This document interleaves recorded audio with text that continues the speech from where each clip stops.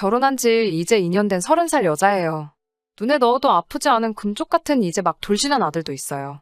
더할 나위 없이 행복한 결혼 생활이었어야 하는데 현재는 본의 아니게 남편과 떨어져 살고 있습니다. 여기에는 사연이 있어요. 오늘에서야 이렇게 사연으로 한번 보내봅니다. 저는 되는 대로 살아왔던 제 과거를 뒤로하고 마음 고쳐먹고 고시 공부를 하겠다며 아르바이트를 병행하면서 혼자 고시원 생활을 하고 있었어요. 남편도 그때 고시촌에서 만났습니다. 남편은 아무것도 없이 혼자이므로 힘들게 살아가는 저를 응원해주고 아껴줬고 그렇게 우리는 서로 결혼을 약속하게 되었습니다. 아무것도 없는 저를 아껴주던 그 모습에 이 사람이라면 평생을 함께해도 되겠다는 생각이 들었어요.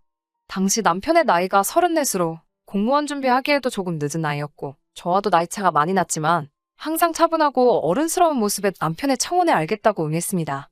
친정부모님은 남편이 직업도 없고 구급공무원 준비하기에도 조금 늦은 거 아니냐며 내키지 않아 하셨는데 결국엔 제가 내린 결정이니 알아서 잘 했을 거라 하시며 결혼을 허락해 주셨어요. 저도 30을 다 바라보고 있던 시기이기도 하고 남편은 이미 혼기가 지나 있었기 때문에 결혼은 정말 빠르게 진행되었습니다.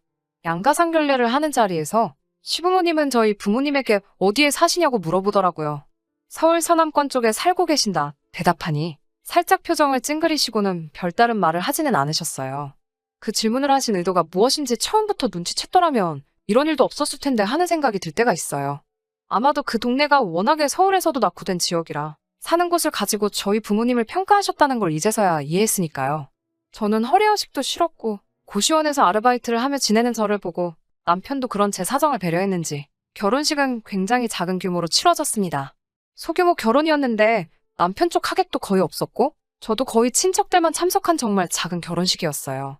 당시 공무원 준비를 하던 남편도 모아놓은 돈이 거의 없었기 때문에 시가의 원조를 받아서 시댁 근처에 작은 신혼집을 마련해 주셨어요. 거기서 신혼살림을 시작하게 되었습니다.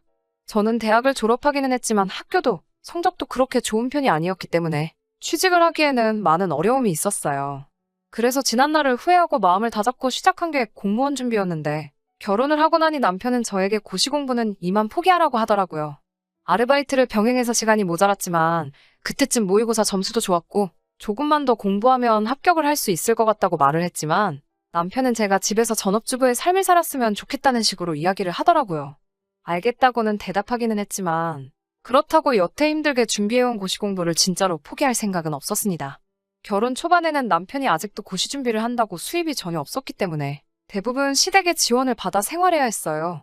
저는 고시 공부를 하면서 하던 아르바이트를 그만두지 않은 상태였기 때문에 아르바이트를 시간을 늘려서 생활비를 보태며 남편 몰래 계속 공부를 하고 있었어요. 그런데 하늘도 무심하시게 그 상황에 덜컥 아이가 생겨버리고 말았어요.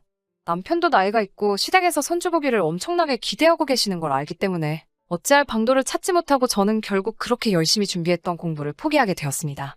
그래도 아이가 생겼다는 사실에 일말의 책임감을 느낀 건지 남편도 고시 공부를 그만두었고 변변찮은 중소기업에 취직을 했어요. 여태껏 열심히 준비했는데 포기해야만 하는 그 기분이 10분 이해가 되었기 때문에 남편에게는 그만두지 않아도 된다는 이야기를 했지만 고집을 부리며 이제 자기도 아빠인데 아빠로서 떳떳한 모습을 보여야 하지 않겠냐며 결국 2년을 넘게 준비했던 시험을 포기하고 말았어요.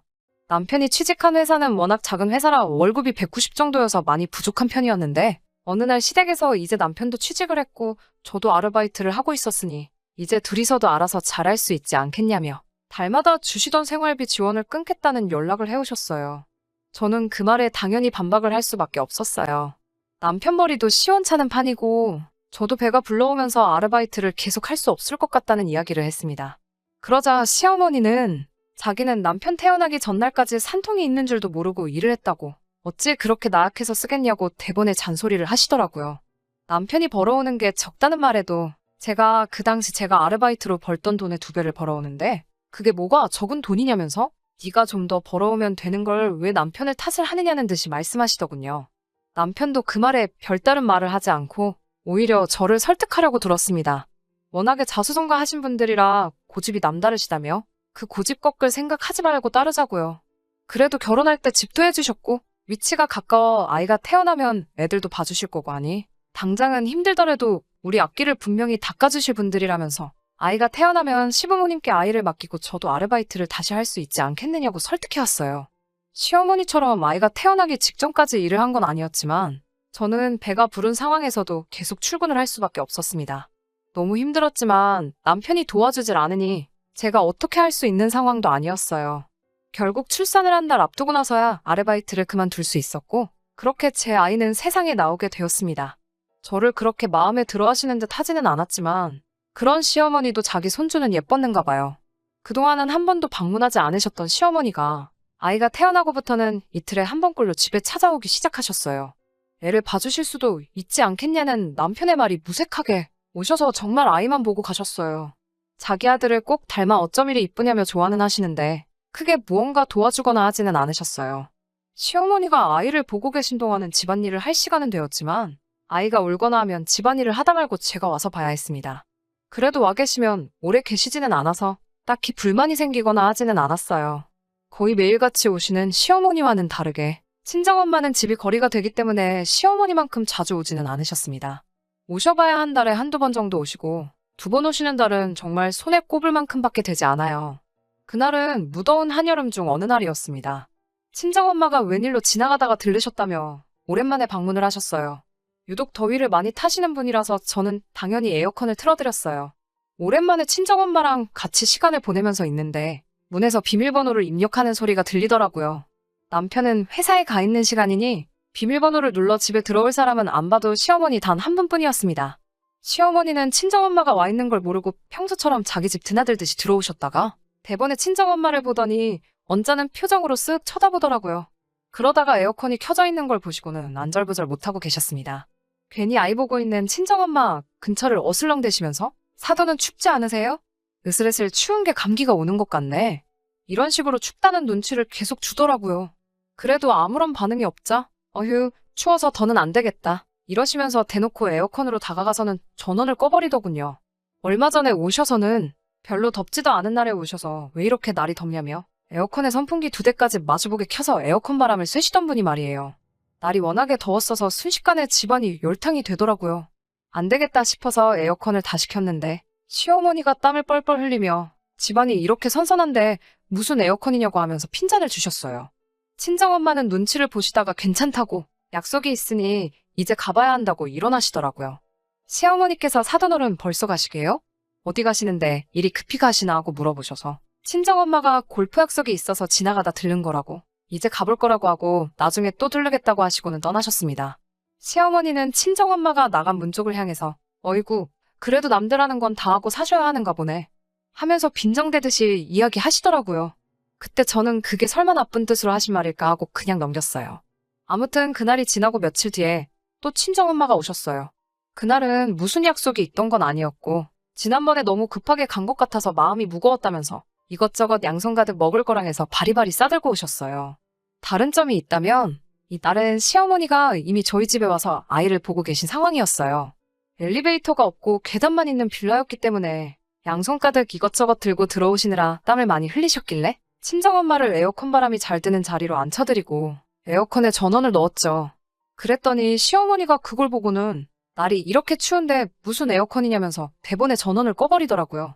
친정엄마가 더위를 워낙 많이 타시는 것도 알고 워낙에 날도 더웠기 때문에 저는 시어머니께 담요 하나를 가져다 드렸어요. 어머님, 추우시면 잠깐 이거라도 덮고 계세요. 저희 엄마가 더위를 워낙에 많이 타는 분이셔서요. 라고 말씀드리고 에어컨을 틀었습니다. 그랬더니 그 말에 대번에 시어머니가 건네드린 담요를 제 얼굴로 집어던지면서 화를 버럭 내면서 본심을 말하더라고요. 사돈어른이 참 경우가 없다며 저희 엄마에게 에어컨을 쓸 정도로 더운 날에는 집에 있으셨어야지. 여기는 왜 오셨냐면서 화를 내더군요.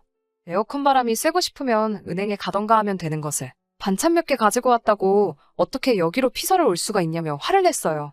그러면서 저한테도 너도 그러는 거 아니라고 에어컨을 그렇게 틀면 전기세가 얼마나 나오는 줄 아냐면서 화를 냈어요. 적당히 더우면 선풍기 정도면 되는 걸 가지고 왜 에어컨까지 키냐고. 우리 아들이 밖에서 땀 뻘뻘 흘리며 힘들게 버는데 너 혼자만 집에서 조금 덥다고 에어컨을 키는 게 경우가 많냐는 말을 하시더군요. 그 말에 여태까지 했던 시어머니의 행동들이 무슨 뜻으로 그런 건지 이해가 되더라고요. 설마 진짜로 친정엄마가 집에 에어컨이 없어서 우리 집으로 에어컨 바람 쐬러 오셨겠어요? 저도 거기다가 대고 시어머니께 한마디 했어요. 다른 사람도 아니고 남편한테는 하나뿐인 장모님이고 가족인데 전기세 많이 나온다고 에어컨 바람도 쐬면 안 되는 거냐고 같이 화를 냈습니다.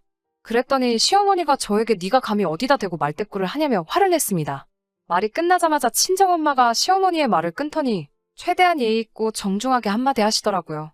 사돈어른, 말이 너무 지나치신 것 같네요. 방금 하신 말에 책임지실 수 있겠습니까? 하고 말씀하셨어요. 시어머니는 그런 저희 엄마의 반응에 이 여자가 지금 무슨 소리를 하고 있느냐는 반응을 보이더니 저희 엄마한테 삿대질을 하면서 내 집에서 당장 나가라는 식으로 소리를 지르시더군요. 제가 듣는데도 참기 힘들었는데 친정엄마는 끝까지 화 한 번 내지 않고 조용히 집을 나가셨어요. 나가면서 남편하고 이야기해보고 전화를 달라고 하셨습니다. 친정어머니가 떠나자마자 시어머니는 저에게 너 어디서 고시공부하는 집도 절도 없는 애를 데려다가 결혼시켜주고 집도 해주고 입혀주고 재워주고 아주 사람같이 살게 해줬는데 감히 어디다 대고 말대꾸를 하냐면서 고래고래 소리를 지르시더라고요. 이 집도 자기가 사준 거는 마찬가지고 바꿔 말하면 내 집이나 다름없는데 내 집에서 공짜로 먹고 자면서 남편이 벌어다주는 돈으로 호의호식하고 있으면 나 죽었어 하고 내 말을 들어야지. 고작 니네 엄마 더워 보인다고 애 낳은 게 대수라고 일도 그만둬서 이젠 돈 한 푼 안 벌면서 드그 엄마 같다고 에어컨을 키는 게 가당키나 한 이야기냐며 고래고래 소리를 지르시더라고요. 정말 서운하기 그지없는 이야기였습니다. 그날 퇴근한 남편에게도 이 이야기를 했어요. 저를 위해 목소리를 내줄 거라 생각했던 남편의 입에서 나온 소리에 저는 경악을 금치 못했고 제가 사람 보는 눈이 없었구나 하는 후회가 몰려오기 시작했습니다.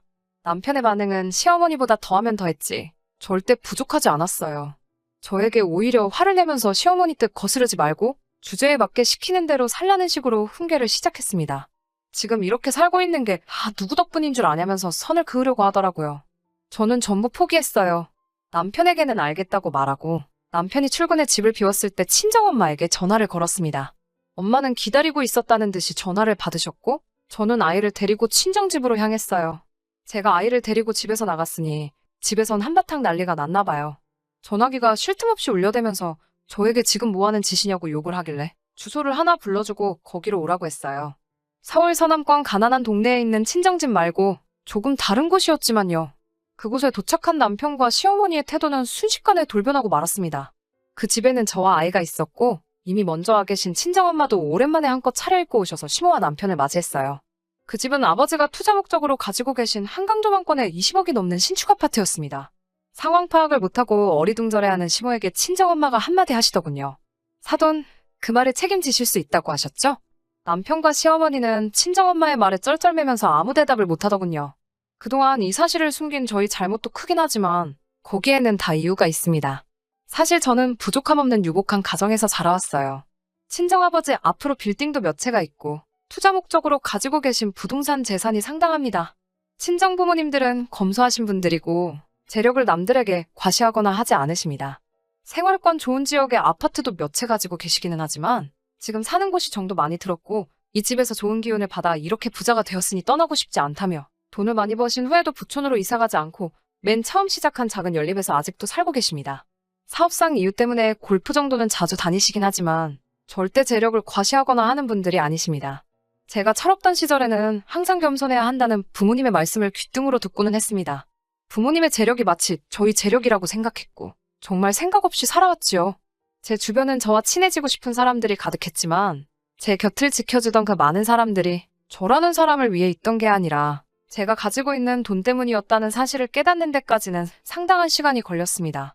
그때 정말 많은 후회를 하게 되었고 그 뒤로 부모님의 도움 없이 혼자 힘으로 제 진짜 인생을 살아보고 싶었어요. 그때 시작한 게 공무원 시험 준비였고 그때부터는 부모님 곁을 떠나 비좁은 고시방에서 아르바이트를 해가며 혼자 힘으로 한참 새 시작을 준비했을 때였습니다.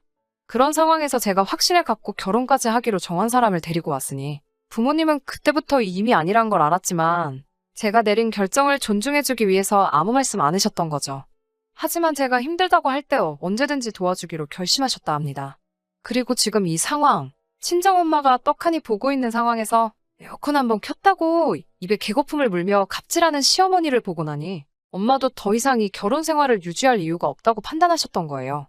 시댁과 남편 눈에는 고시원에 혼자 살며 아르바이트로 생계를 유지하는 제가 가난한 집 여자로 보였나 봅니다. 마침 친정부모님이 사는 곳도 서울에서는 가난한 동네에 속하는 데다가 과시욕이 없으신 두 분인지라 모르고 보면 정말로 알 방법이 없거든요. 그들에게는 단지 제가 대를 이을 아이를 낳아주고 홍기 놓친 남편의 뒷바라지를 군소리 없이 할 수 있고 집도 해주고 생활비까지 해주는 시모가 시키는 대로 하는 최적의 종년이자 식모였던 거예요. 저는 그들에게 며느리라거나 같이 인생을 함께할 동반자가 아니었던 거였죠. 못 배우고 가난해 보이는 여자를 물어다가 자기들이 저에게 집이라든지 생활비가 지분에 넘치는 대우를 해줬으니 그들의 뜻을 꺼르지 않고 시키는 대로만 하는 식모. 그 이상도 그 이하도 아니었던 거였어요. 숨겨왔던 친정의 진짜 재력을 알게 되자 시모도 남편도 친정엄마의 앞에서 쩔쩔매더라고요. 방마다 에어컨을 빵빵하게 틀어놓은 집안에서 땀을 절절 흘리고 있더라고요. 그 모습에 엄마는 시모에게 그렇게 추위를 많이 타시더니 지금 보니까 그렇지만도 않은 것 같네요. 하면서 한마디 하셨어요. 결국 강경한 친정엄마의 모습에 두 사람은 모든 걸 포기한 것처럼 보였습니다. 돌아가면서 친정엄마에게 대를 이어야 하니 아이만이라도 데려갈 수 있냐고 물어보시더라고요. 엄마는 대번에 그 말에 그건 법원이 정해줄 일이에요 하고 일축하셨습니다. 이혼 소송이 진행되는 과정에서도 법원은 저희 편이었습니다. 제가 살고 있는 집이나 모든 것들이 부모님의 소유였기 때문에 남편이 그 재산에 기여한 바가 없어 제가 지불해줘야 할 위자료도 전혀 없었고 아직 1살밖에 안 되는 아이였기 때문에 아이의 복리나 발전에 있어서도 저와 있는 게 더 유익하다는 판결이 나서 양육권도 제가 가져올 수 있었어요. 부모님은 제 결혼 자리는 더 좋은 사람으로 찾아봐 줄 테니 걱정 말라고 하셨습니다. 비록 그 결혼에 제가 한 번 실패한 결혼처럼 사랑은 없을지라도 적어도 사람다운 사람과 짝을 지어주신다고 약속하셨어요. 이 일이 있고 난 후 저는 아이와 둘이서 그 집에서 살고 있습니다. 그동안 너무 곱게 자라서 세상 물정 모르고 살아왔다는 게 너무 후회가 되기는 해요. 제가 좀 더 부모님의 말씀을 일찍 깨우쳤더라면, 사람을 진실되게 보는 눈을 가지고 있었다면 아무 잘못 없는 제 아이한테 새아빠를 만들어줄 필요조차 없었을 테니까요. 아이에게는 미안하지만 앞으로 시작할 아이와 저희 새 인생에 앞으로 좋은 일만 한가득 생겼으면 좋겠습니다. 그럼 이만 사연 마치도록 하겠습니다.